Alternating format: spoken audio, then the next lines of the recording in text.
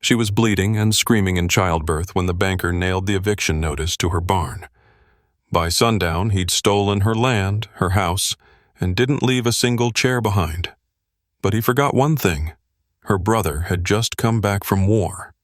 What happened next will shock even those who thought they'd seen everything. But first, let's go back to the beginning. The wind over Arizona territory that spring carried more than dust. It carried change. On the morning Abigail Walker went into labor, the sun had barely touched the ridge when her world began to split open. First, her body, then her life. Abigail, 33 years old, was a tall, broad-shouldered ranch woman with sun-marked skin and deep-set hazel eyes that carried the memory of her late husband, Daniel. Her hands were worn from fence mending and calf pulling, but that morning they gripped only the edges of a sweat-soaked bedsheet. She lay in the back room of the ranch house, teeth clenched, brow slick with pain, her sister-in-law, June, whispering prayers beside her while boiling rags in the next room. Daniel had died the winter before from pneumonia, and since then Abby had run the ranch alone, 6 months pregnant, alone. And even so, she paid the ranch hands on time, kept the fences up, and sold cattle like her husband taught her. She was a woman of grit and gentle fire. But in the town of Coyote Gulch, grit didn't matter if you didn't have a man's name to wave like a badge. While she labored, one hand pressed to her side and another curled around the edge of the mattress, a man stood in her parlor signing papers. Nathaniel Pike, the local banker, wore a slick gray suit that never bore dust. His boots shined like he never met a cattle trail in his life. He smiled with the confidence of a man who'd studied loopholes more than land. To him, the war was a business opportunity. Young men gone meant foreclosures and widows with land too big for their reach.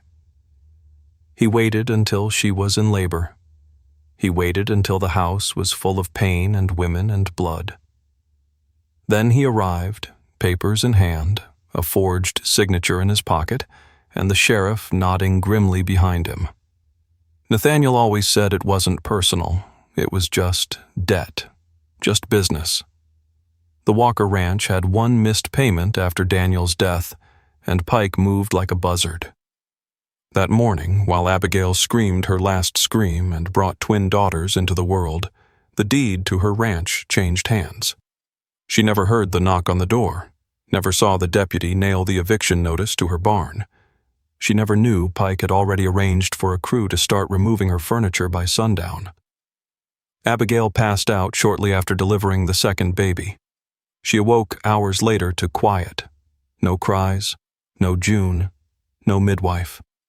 Just the creak of a rocking chair outside, and a warm bundle swaddled beside her. And on the small kitchen table, a single folded note from June and the keys to her own front door, lying there like a gravestone. She stumbled out of bed, her legs barely holding, and crawled to the window in time to see Pike's wagon rolling away with her dining chairs piled like firewood. She didn't cry. She didn't scream.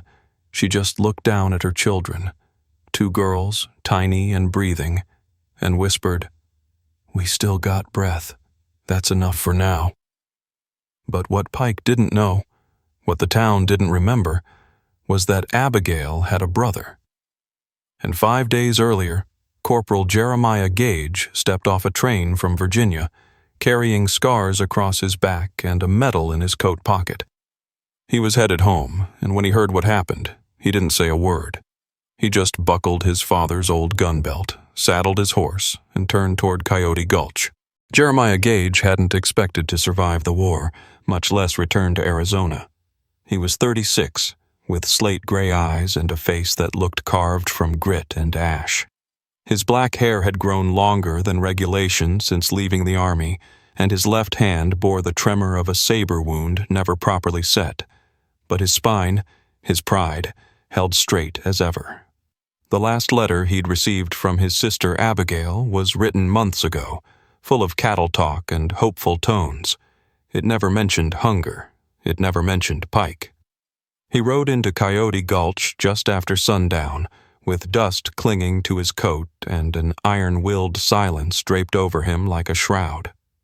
His horse, a brown Appaloosa named Flint, limped from an old injury, but Jeremiah dismounted at the edge of town and walked the rest of the way, boots steady, eyes forward. When he passed the sheriff's office, he didn't stop, though he noted the new lock, the new deputy, young, nervous, unaware. The Walker Ranch lay 3 miles out of town, but by the time Jeremiah reached the ridge, the first thing he saw was missing. The Walker G brand sign was gone.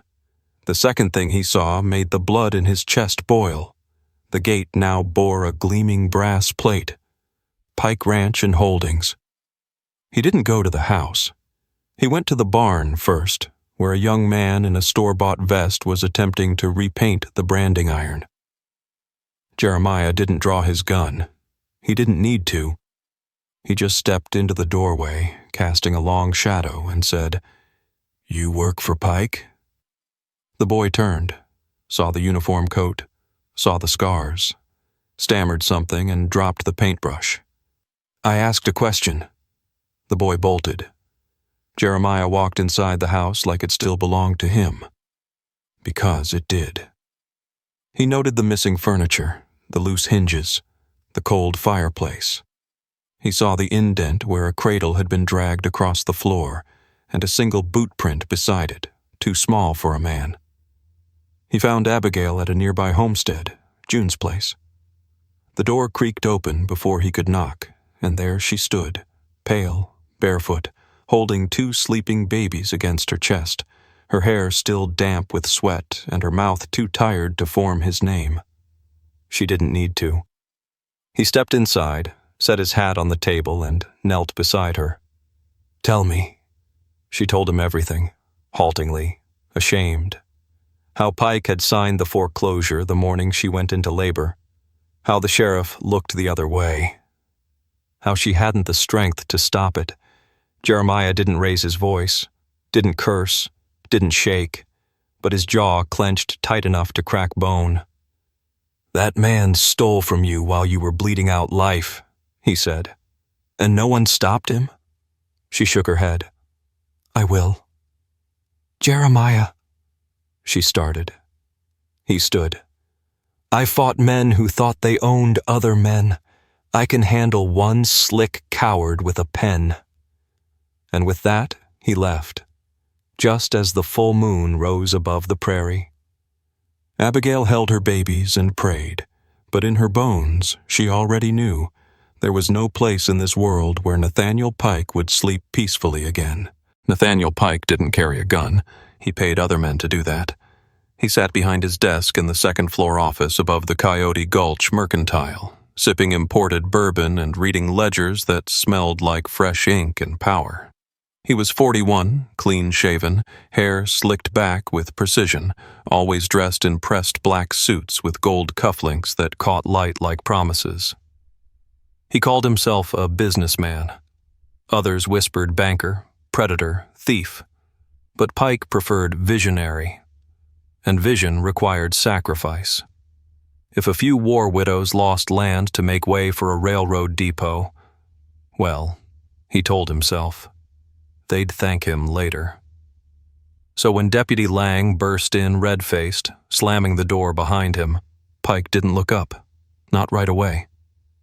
"Sir, I think you need to know. Jeremiah Gage is back." That made him look up. Pike's mouth twitched. "The soldier?" "Abigail's brother. He came into town last night, confronted one of your hands out at the ranch, ran him off, and he's asking for you." Pike leaned back slowly. "You telling me a half-lame drifter's planning to undo a legal land transfer?" Lang swallowed. "He's not just a drifter, sir. He's got a medal from Antietam, and the look of a man who didn't leave all the killing back east." Pike stood, walking to the window. Outside, the town went about its business, laundry flapping, children chasing chickens, horses tethered to sagging rails. Peaceful, controlled. He couldn't let this unravel. That evening, Pike rode out with 2 hired men, one with a Remington, the other with knuckles like fence posts. They found Jeremiah waiting by the Walker Ranch gate, arms folded across his chest. Behind him, the land stretched golden under the setting sun. He wore his father's old gun belt and his army coat, patched but still sharp. Pike stopped 10 paces short. "Mr. Gage," he called, loud and cheerful. "Heard you're looking to talk." Jeremiah didn't move. "No, Pike, I'm here to warn you." Pike dismounted, waving off the gunman. "Look, I understand emotions are high, but everything was done legal. Foreclosure, notarized." "While my sister was giving birth," Jeremiah said. His voice was low, measured. "You stole her home. You waited till she couldn't stand to fight." "I enforced the terms of a contract. No payment, no property. That's the system." Jeremiah's eyes narrowed. "Funny. I fought for a different one." Pike smirked. "Let's be civil. You're a soldier. You understand how the world works. Let's talk numbers. I can offer your sister a small stake in the new cattle run I'm planning here." Jeremiah stepped forward. Just 1 step. "She doesn't want a stake. She wants her name back on the deed." "That deed is mine now." "Not for long." Pike's smile faltered. "That a threat, Corporal?" Jeremiah slowly undid the clasp on his gun belt. He didn't draw. It was the way his hands moved, like he didn't need to yet. "It's not a threat," he said. "It's a promise." Pike tried to chuckle. "You think one man can scare me out of legal ownership?" Jeremiah nodded toward the town. "You don't get it. I ain't the only one coming." And he wasn't lying. That night, the lights in half the cabins east of the ridge stayed on past midnight. Old veterans, neighbors, ranch hands Abigail had fed during lean winters.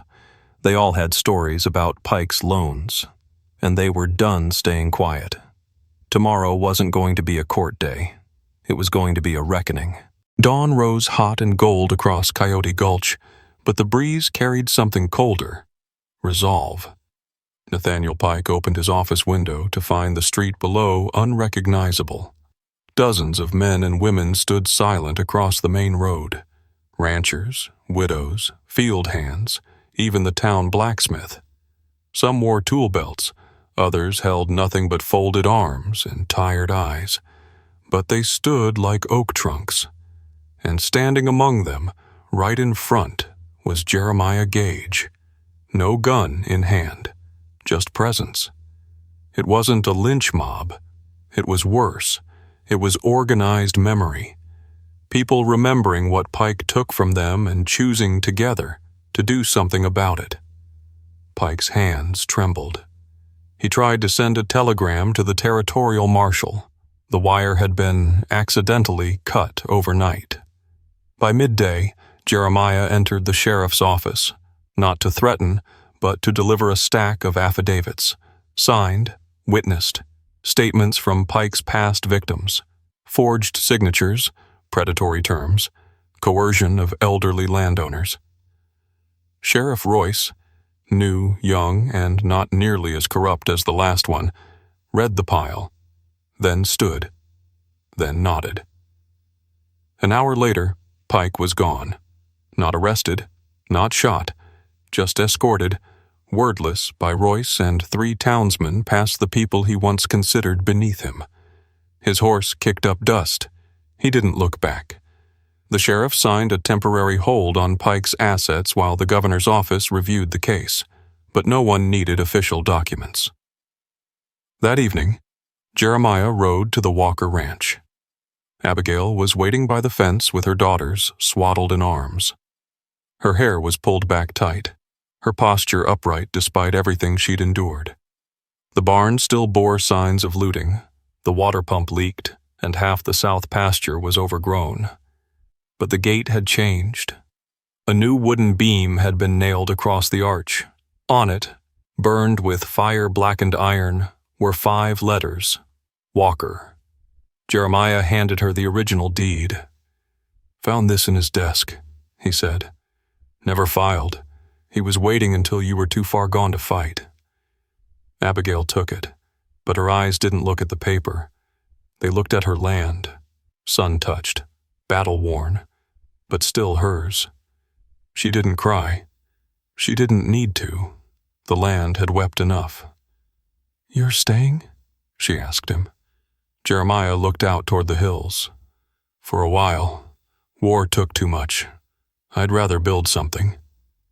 And they did. The ranch came back to life slowly. Neighbors dropped by with tools and bread. The twins grew strong. Abigail walked the fence lines again, rifle on her back, eyes forward. And Pike? Word spread that he'd tried to set up shop in Tucson, but letters followed him. Affidavits, charges, whispers of the Walker case. No land office trusted him. He vanished, quietly. But every time someone new rode past the Walker gate and asked who owned that land, they got the same answer. Abigail Walker, the one they tried to ruin while she was giving birth. Then a pause. But they forgot about her brother.